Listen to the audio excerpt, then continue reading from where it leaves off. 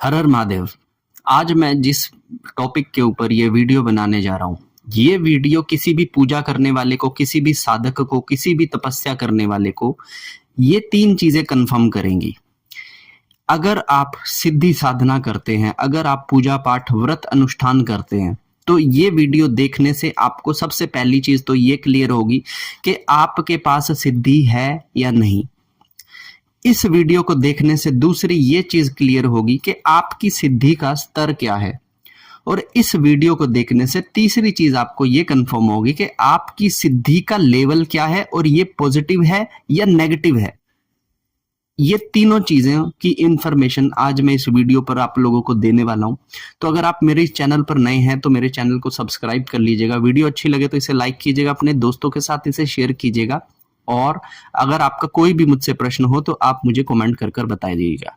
ठीक है, तो सबसे पहले मैं शुरुआत करता हूं 3 स्टेजेस ऑफ सिद्धि। अब ये 3 जो स्टेजेस हैं इसके बारे में मैं बताऊंगा, जिससे आप ये जज कर पाएंगे कि क्या आपके पास सिद्धि है।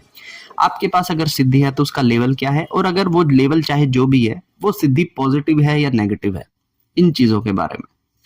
तो शुरुआत से मैं आप लोगों को बताता हूं कि जब भी हम किसी का व्रत करते हैं, अनुष्ठान करते हैं, हवन करते हैं, स्पेशली जब हम मंत्र जाप करते हैं, तो हमारे अंदर जिस देवता का मंत्र जाप हम करते हैं उसके तत्व हमारे अंदर आने लगते हैं।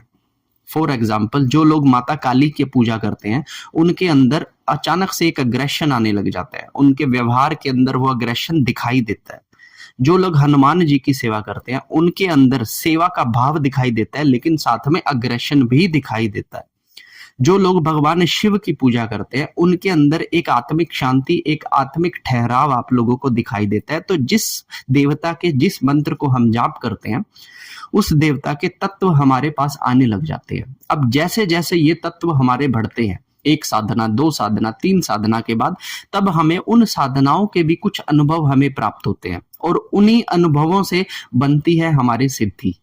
लेकिन सिद्धि को बनने में कुछ समय लगता है। 41 दिन के अंदर कभी कोई सिद्धि पूर्ण नहीं बनती। अगर वो बन भी जाए तो वो कच्ची सिद्धि होती है, वो कभी आपके काम नहीं आएगी। तो सिद्धि बनने के बाद भी उसे पकाना पड़ता है। तो it take times of 2 to 3 years to mature your siddhi. इससे कम अगर कोई भी सिद्धि है तो वो अगर किसी बड़े तंत्र के सामने आ जाए तो वो सिद्धि अपना हाथ टेक देगी, चाहे वो हनुमान जी की ही सिद्धि क्यों ना हो। तो पहली चीज आप इस चीज को समझ लीजिए। अब मैं बात करूंगा सबसे पहले प्रथम सिद्धि के बारे में। प्रथम सिद्धि जिसमें आप एक मंत्र जाप किसी गुरु के द्वारा या फिर अपनी इच्छा के अनुसार अपने इष्ट का जाप शुरू करते हैं, हवन करते हैं, भोग रखते हैं, जिससे कि आपके अंदर भी उस देवता के तत्व आने आरंभ हो जाते हैं। लेकिन क्योंकि आपके शरीर के अंदर बहुत सारे दोष हैं, क्योंकि आपके शरीर के अंदर बहुत सारी बाधाएं हैं, कुछ कर्मिक ऐसे दोष आपको लगे हुए हैं जिसकी वजह से सिद्धि आपके शरीर के अंदर प्रवेश नहीं कर सकती, तो सबसे प्रथम सिद्धि आपके शरीर में आपके मुख के सामने अपना स्थान बनाती है।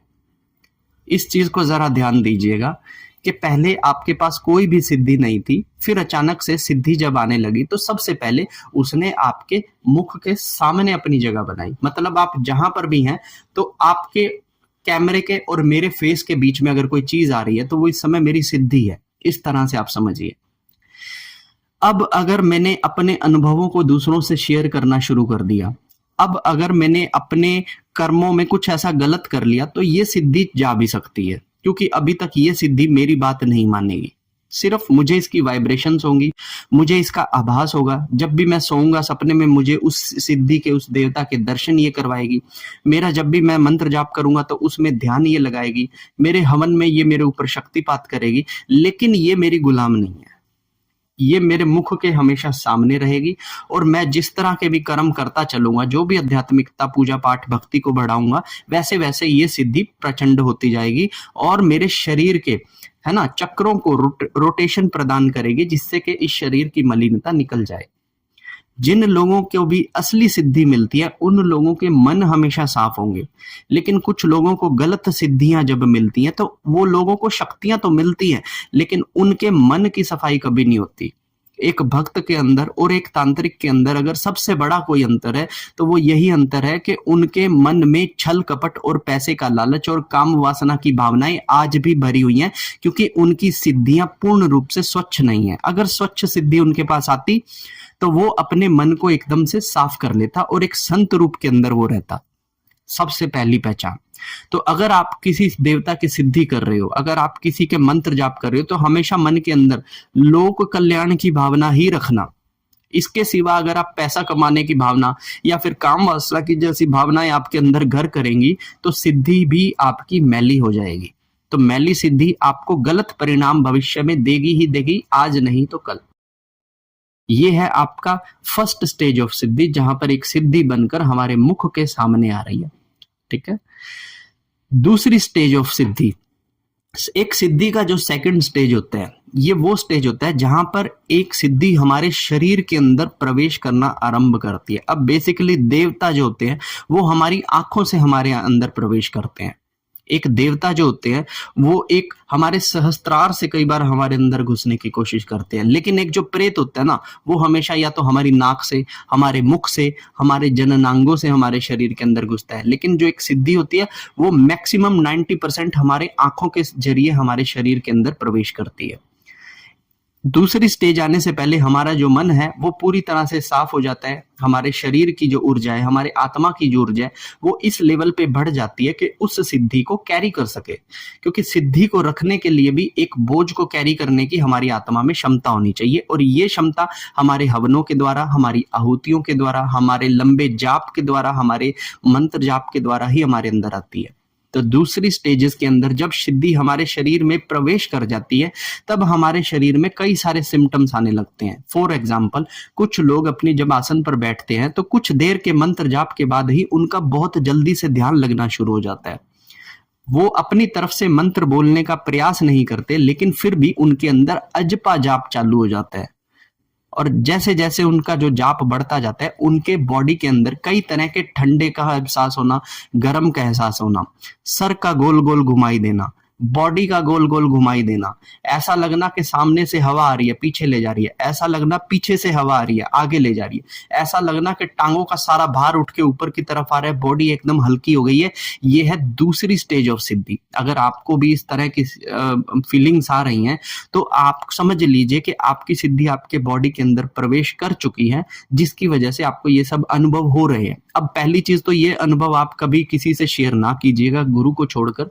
आप अपने सगे मित्रों से भी जो आपके साथ में साधनाएं कर रहे हैं उनसे भी ये जो सिम्टम्स हैं इस तरह से शेयर ना कीजिएगा, क्योंकि जब आप अपनी किसी एक्सपीरियंस को किसी दूसरे के साथ शेयर कर देते हैं तो सिद्धियां एक गुप्त चीज है, ये लोगों के सामने इस तरीके से नहीं आना चाहती। तो जब आप उस रूल को तोड़ देते हैं तो ये सिद्धियां आपके शरीर को छोड़ना भी शुरू कर देती हैं।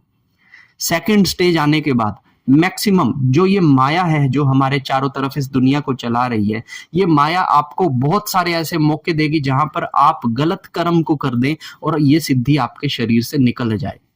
सेकंड स्टेज के अंदर जब कोई भी ताकत आपके शरीर के अंदर प्रवेश करती है तो या तो हमें बहुत ज्यादा अग्रेशन ये हमें देती है जिसकी वजह से हमारा गुस्सा दूसरों पर फूट पड़ता है, या फिर हमारे अंदर ये इस तरह के कामुक भावों को उत्पन्न कर देती है कि हम अपने ही ताकत का स्वयं से ही स्खलन कर दें। जिस तरह से हमें अपने वीर्यपात करते हैं, स्वप्न दोष की समस्या करते हैं, या कोई ऐसा गलत कर्म हम लोग कर देते हैं कि शक्ति हमारे शरीर से निकल जाए। इसीलिए कहते हैं कि साधना के अंदर ब्रह्मचर्य का होना बहुत ज्यादा जरूरी होता है। सेकंड स्टेज ऑफ सिद्धि। तीसरी स्टेज अगर मैं इसकी बताऊं कि सिद्धि की तीसरी स्टेज जो होती है, तीसरी स्टेज ही एक ऐसी स्टेज है जिसे मैं इंट्रोडक्शन राउंड कहता हूं। तीसरी स्टेज ही एक ऐसी स्टेज है जहां पर सिद्धि अपना रूप, प्रतिरूप, अपना आकार, अपनी रोशनी आपको दिखाती है। आपके दोनों नेत्रों के बीच में एक ऐसी ज्योति प्रज्वलित हो जाती है कि आप अपनी सिद्धि के दर्शन करने के लायक हो जाते हो। तो ऐसे में जब आप अपने बारे में बहुत कुछ देखना शुरू करते हो तो सबसे पहले आपको आत्मिक ज्ञान वो सिद्धि प्रदान करती है, और ये आत्मिक ज्ञान होता है आपके पूर्व जन्मों के बारे में, ये आत्मिक ज्ञान होता है आपके ज्योतिष के बारे में, ये आत्मिक ज्ञान होता है कि आपने पूर्व जन्मों में किन कर्मों को करने से आज आप ये पूजा पाठ भक्ति कर रहे हो। नहीं तो आप देखोगे कि बहुत सारे लोग व्यापारों में व्यस्त हैं, करोड़ों के व्यापार कर रहे हैं, उनके पास प्रभु का राम राम लेने का भी नाम का समय नहीं है। ठीक है ना। तो ये जो चीजें आपके सामने आती हैं तो एक माइंड क्लियर हो जाता है, विजन टारगेट आपका क्लियर हो जाता है कि भैया अब मुझे करोड़ों रुपए नहीं छापने, अब मुझे किसी कंपनी में जॉब नहीं करनी, अब मुझे अगर कोई चीज करनी है तो वो करनी है पूजा पाठ और भक्ति, ताकि मेरी भक्ति से ही बढ़ेगी शक्ति। ये माइंड का विजन जब आपका क्लियर हो जाता है तब आप मैक्सिमम गलत कामों को छोड़ देते हैं। तब आप कभी भी किसी के साथ नाजायज चीज करने से आपका मन कतराएगा। दूसरे को जब आप दुख में देखेंगे तो उसके दुख का असली कारण भी आपके अंदर अपने आप ही आ जाएगा। तो जब ईश्वर किसी का कल्याण करने की सोचेंगे तो सोच लेना कि आपका मन कर रहा है कि मैं सामने वाले का कल्याण कर दूं, और आपके हाथ से ही सामने वाले का कल्याण होगा भी। ठीक है ना। लेकिन अब यहाँ पे बड़ी खेल ये आ जाता है कि मैक्सिमम लोग जो साधनाएं करते हैं उनके अंदर काम वासना कभी समाप्त होती ही नहीं, क्योंकि वो लोग अपनी काम वासना पे वर्क करते ही नहीं। तो यहाँ पर दो चीजें सबसे पहली होती है। पहली चीज तो ये होती है कि उनकी साधना सात्विकता से तामसिकता की तरफ शिफ्ट कर जाती है, जहां पे पंचमक्कारों को उन्हें लेना पड़ता है, पंचमक्कार उन्हें सुख का प्रदान करते हैं। और दूसरी तरफ दूसरी चीज इनके साथ ये होती है कि ये लोग किसी ना किसी नेगेटिव एनर्जी का शिकार हो जाते हैं, क्योंकि साधना के समय पर जो सात्विकता आपको रखनी थी वो ना रखने की वजह से गलत चीजें, गलत ऊर्जाएं आपने खींच ली जो आपके शरीर में घर कर चुकी हैं। अब आप जब भी पूजा पाठ करते हो आपकी काम वासनाएं बढ़ती हैं, आपके अंदर गुस्सा बढ़ता है। जब भी आप पूजा पाठ करते हो आपके शरीर के ऊपर एक वेट आने लगा है। अब आपको सपने के अंदर कोई आदमी आके आपको दबा रहा है, आपके जंजीरों से पैर पकड़े हुए हैं, सपने में सांप दिख रहे हैं, गंदा पानी दिख रहा है, छोटे बच्चे दिख रहे हैं। इस तरह की चीजें जब आपको दिखने लग जाती हैं तो समझ लीजिएगा आपकी सिद्धि मैली हो चुकी है। ये अब पॉजिटिव सिद्धि नहीं रही। जब तक ये सिद्धि आपके पास रहेगी आप कभी आध्यात्मिक गति नहीं कर पाएंगे।